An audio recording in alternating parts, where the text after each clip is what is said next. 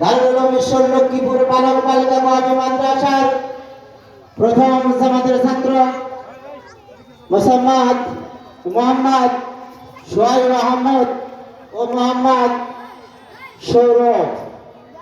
আসসালামু আলাইকুম ওয়া রাহমাতুল্লাহি ওয়া বারাকাতুহু।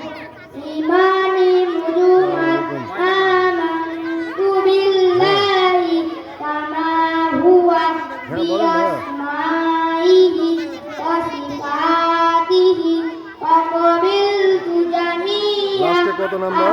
আহকামি। আচ্ছা। ইমানি